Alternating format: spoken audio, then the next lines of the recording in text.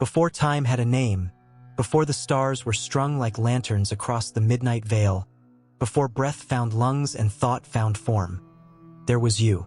Not the you with a heartbeat and fingerprints, not the you tangled in the linear march of days, but the deeper essence of you, the original echo, the silent decision-maker at the still point beyond beginnings. In that place without edges or clocks, you chose this life. This was not an arbitrary appointment into flesh and circumstance. This was design, a whispered covenant sealed in the gravity of what could not yet be named. You, infinite and untethered, peered into the prism of possibility and saw a life, this life, sprawled like constellations waiting to be connected. And you said yes, not because it would be easy, not because the path would be luminous at every turn, but because somewhere within the soul's architecture, you knew there was something here to remember, something to awaken, embody, fulfill. To remember, though, is not merely to recall.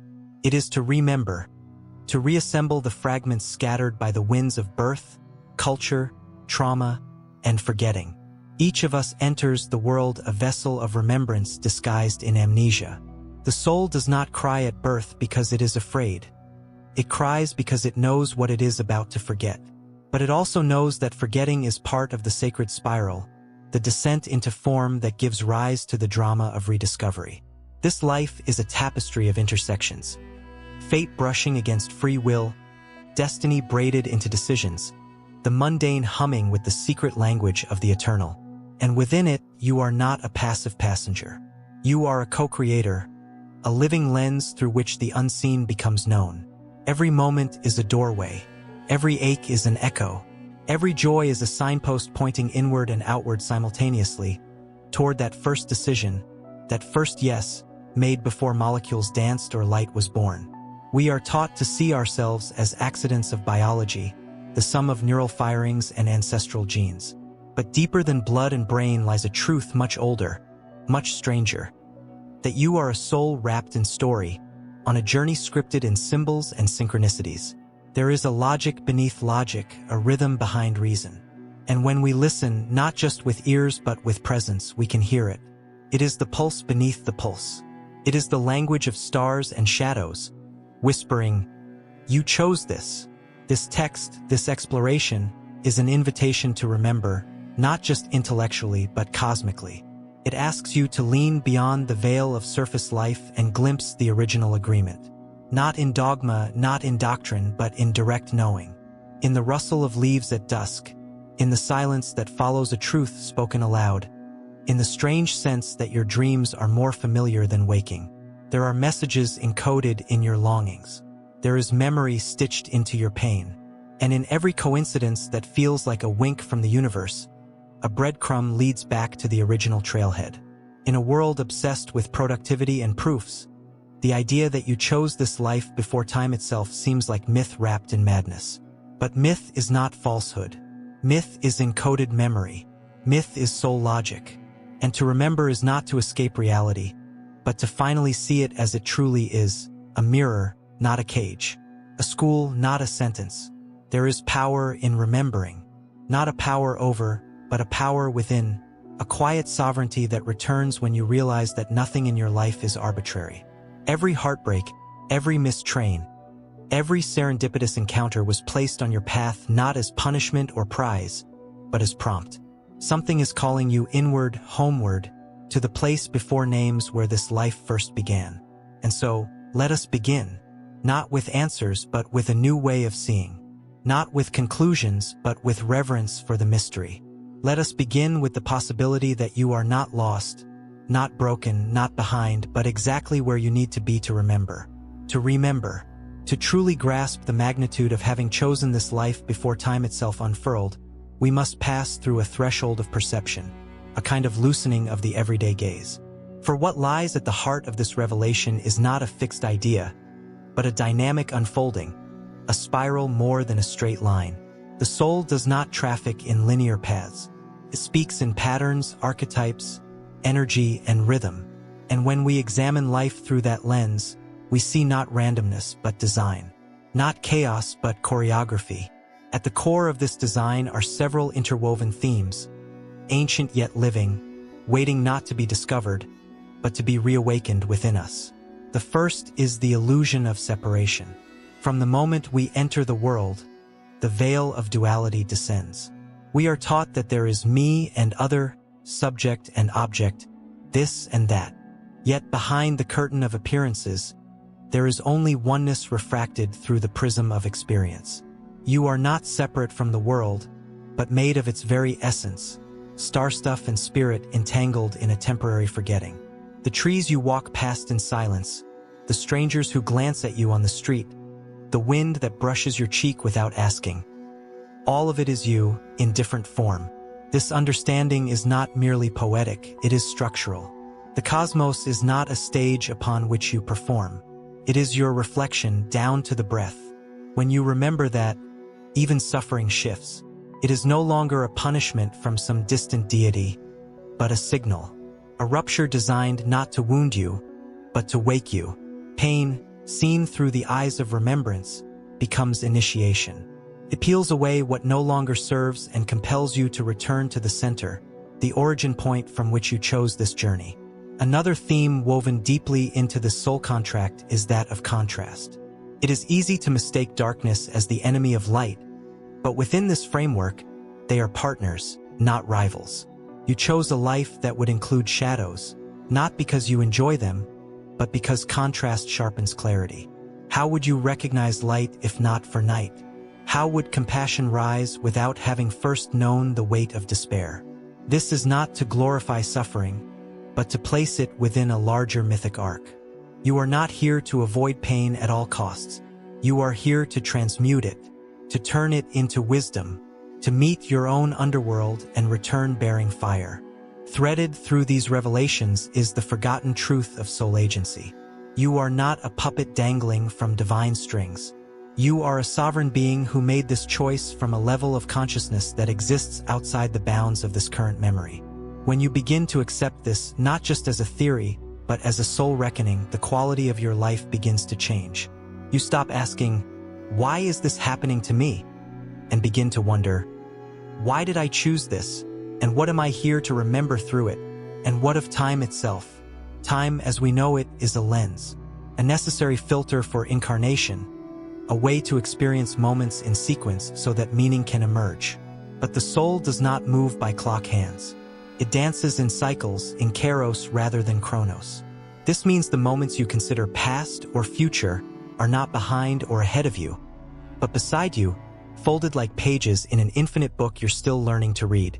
Synchronicity is one such whisper from the margin, a moment when time folds in on itself and shows you a glimpse of the greater weaving. Choice, too, is sacred in this architecture, not the burdened kind weighed down by guilt or consequence, but the kind that emerges from a knowing beyond logic. The soul's choice is not reactive but revelatory. You did not choose this life for what you could get from it, but for what you could awaken through it. Every time you lean into alignment with your deeper knowing, even if it defies reason, you reaffirm that primordial yes. You lean closer to the version of you that first stood at the edge of time and said, "I will go." And interlaced through it all, like a thread of light through shadow, is the calling to remember. Not once, but over and over, in each life event, in each quiet morning when something stirs in your chest that no language can hold. This is not a single realization, but a continual returning, like waves bowing to the shore, each one shaped a little differently but born from the same ocean. Life itself becomes the teacher, not in a punitive sense, but in a sacred one. The curriculum is your own becoming. The lessons are hidden in the fabric of the ordinary. When we accept this framework, that we are souls in chosen form, playing out a grand design etched before breath, we move from victims of circumstance to vessels of transformation.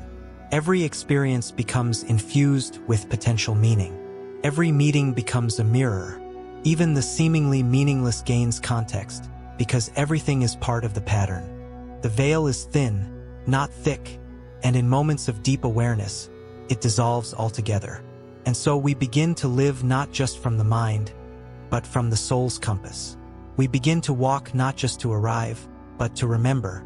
And we begin to see that what matters most is not what we accumulate or achieve, but what we awaken within. and what part of ourselves we retrieve from the deep. There are truths too vast to fit neatly within the constraints of reason, too fluid to be tethered to literalism. For these, we have stories, not the kind told merely to entertain, but the kind that linger long after they are heard, like half-remembered dreams etched into the soul. These symbolic narratives do not instruct with the rigidity of facts. Instead, they invite. They beckon you inward, into the mythic current beneath your waking life. They are soul maps, and each one holds a piece of the greater remembering. Let us begin with a vision. Imagine a vast celestial garden, not bound by soil or gravity, where soul seeds float in the hush before creation. In this sacred grove beyond the veil of form, each soul walks among rivers of light and fields of possibility. It is here that you stood, radiant and formless, and gazed out upon the great arc of time.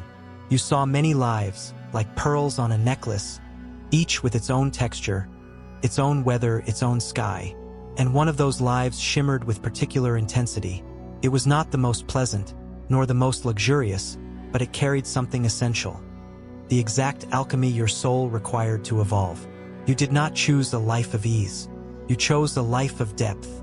You chose a childhood that would shape your resilience, a body that would anchor your sensitivity, a series of relationships that would serve as mirrors and flames. You even chose certain sorrows, not to suffer, but to learn the language of contrast. You knew that, without losing yourself, you would never truly find yourself. You accepted this, not with dread, but with reverent resolve. For the soul knows what the mind will forget. That transformation requires fire, not comfort. In this symbolic landscape, let us consider the archetype of the soul blacksmith. This ancient figure appears in mythologies across time and culture, always working in fire, always reshaping raw material into sacred form. The blacksmith is not a destroyer but a transformer. You are the metal and the hammer, the flame and the anvil. Each difficulty you encounter is not punishment, but pressure.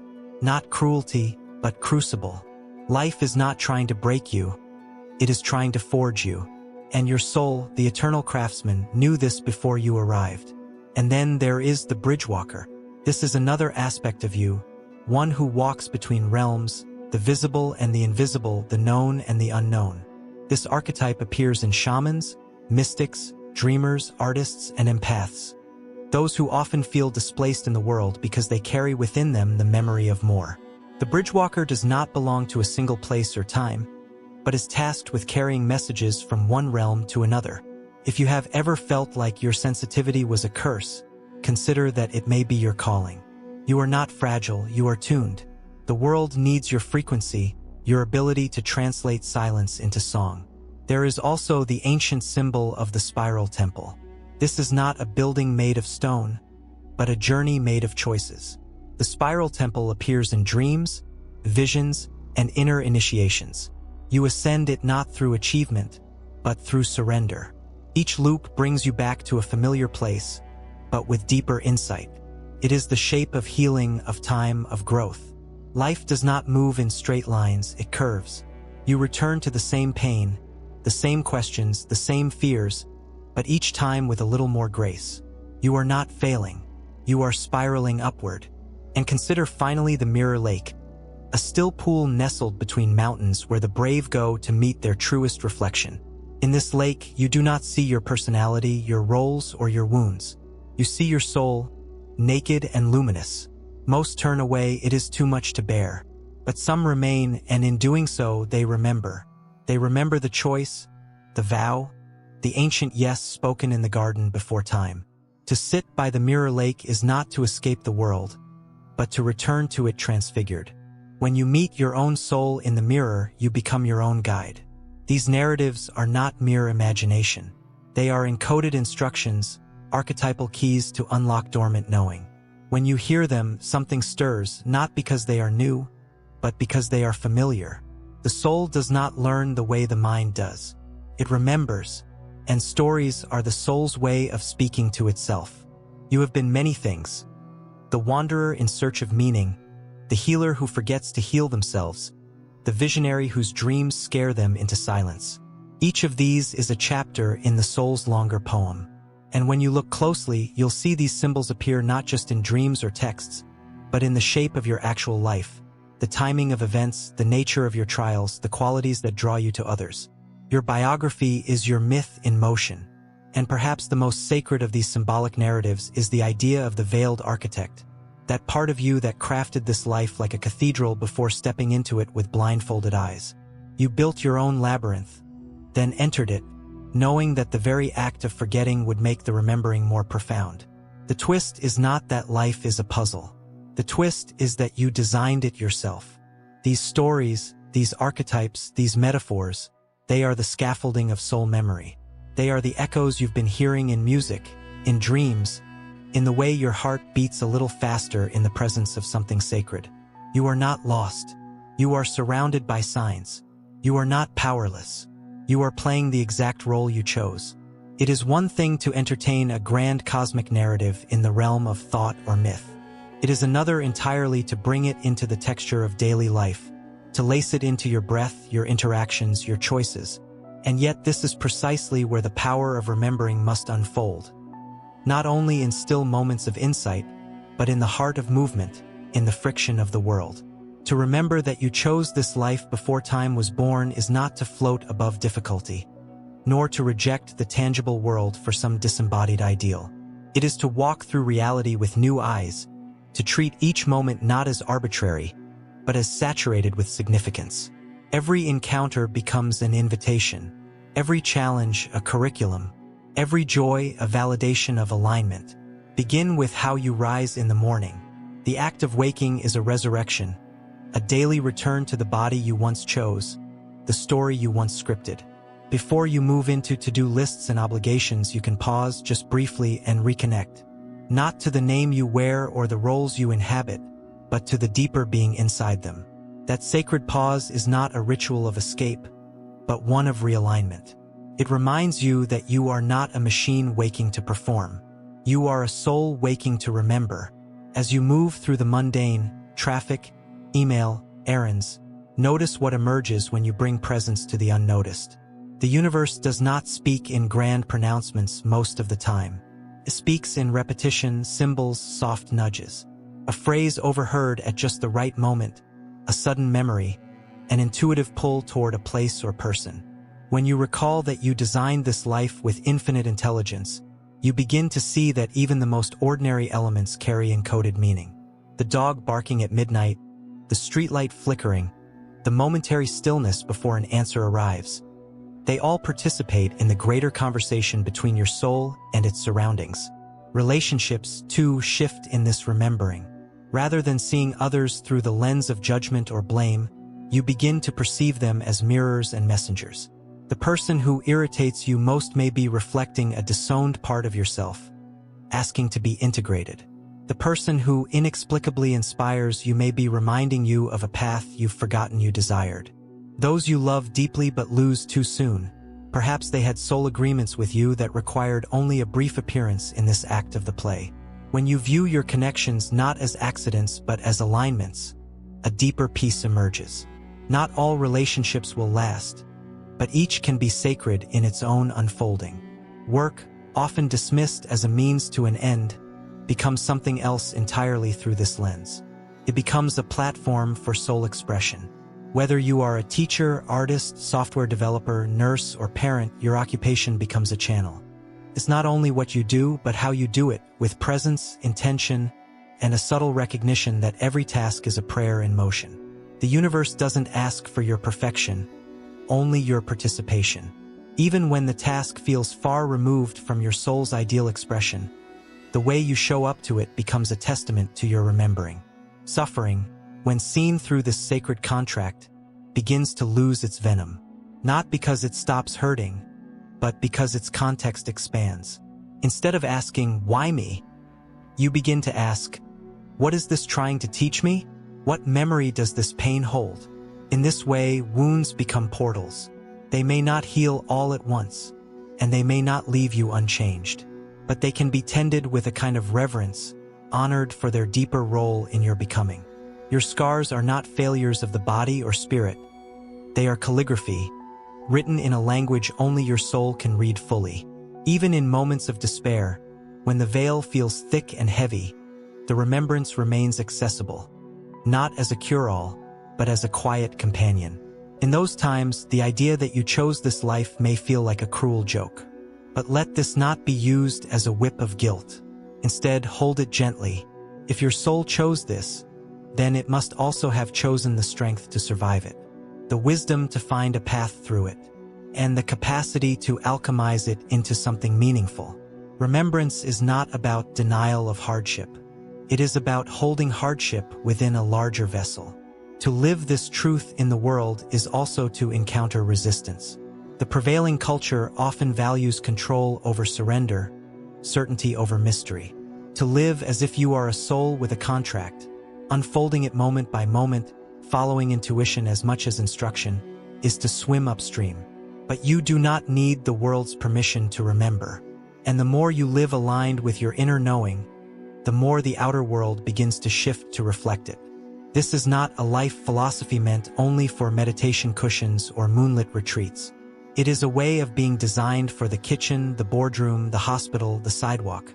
You bring the soul's remembrance not only into moments of spiritual ecstasy, but into arguments, failures, bills, and illnesses. The more you hold to the truth that none of this is outside the architecture of your choosing, the more whole you become, not in spite of life's messiness, but because of it. Practical remembrance is subtle, not showy. It's found in how you respond instead of react, in how you treat others when no one is watching, in the silent decisions you make to be kind, to stay soft, to try again. It's found in how you speak to yourself in the mirror, in how you bless your food, in how you grieve with grace, in how you dare to dream after disappointment. It's not about becoming perfect. It's about becoming present. The remembrance does not ask you to transcend your humanity. It asks you to sanctify it, to infuse the finite with the fragrance of the infinite, to live, not as someone trapped in a random incarnation, but as someone walking their soul's chosen path, remembering with each step more of what they are and why they came. And so we arrive at the edge of the known, where language begins to soften, where the intellect gently bows to the threshold of mystery. This is not the end, but a return, like the tide circling back to kiss the same sand it never truly left. What began as an invitation to remember has become a journey across the arc of time and the architecture of the soul. Now, at the place where words approach silence, something deeper waits to be felt, not taught. If you have read this far, it is likely not by accident. There are no accidents in a life chosen before time began. Something ancient in you stirred, leaned forward, took notice. Not because you were told something new, but because something you had always carried was called by name. Like a scent from a long-forgotten homeland, this remembering is not instructional. It is evocative. It awakens you to what was never truly lost, only veiled. You are not just a person with a past. You are a soul with a memory older than the stars, moving through this world not as a victim of fate, but as an architect of experience. You crafted this life not for convenience, but for transformation. The family you were born into, the gifts you possess, the trials that seem to chase you through decades. None of these are random. They are brushstrokes on the canvas you began painting when your soul whispered yes to this incarnation. That yes still echoes.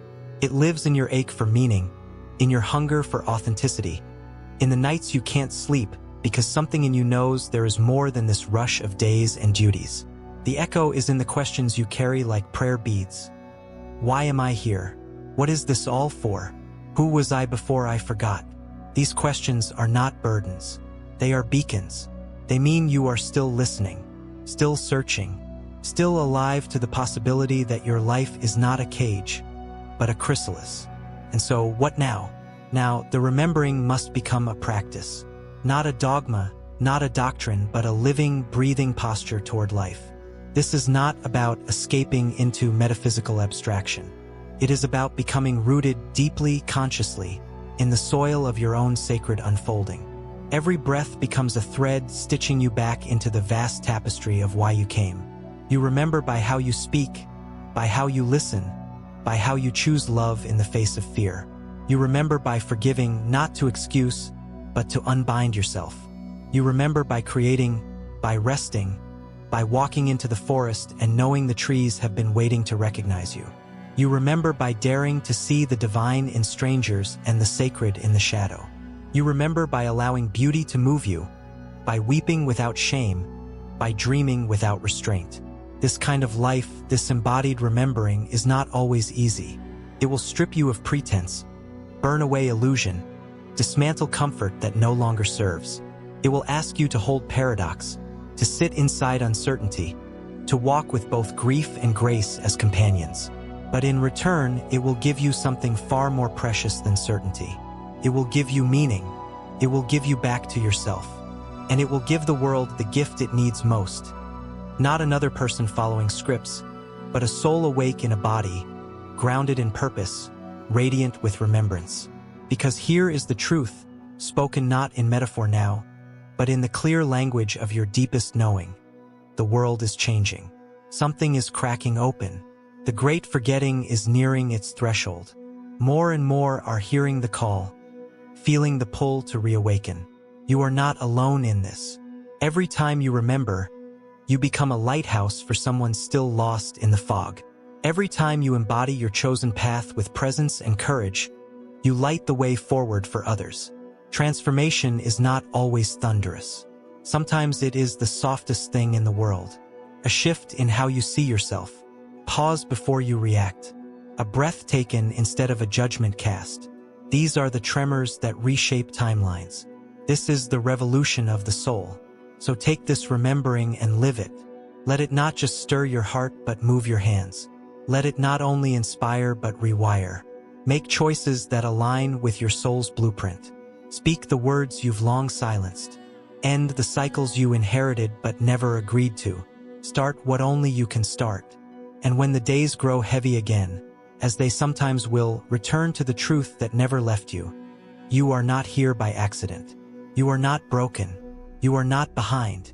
You are on time, on path, on purpose. Before time was born, you chose this life.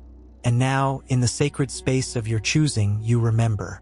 You are the promise made and the promise kept. You are the question and the answer. You are the remembering in motion, in form. Welcome home.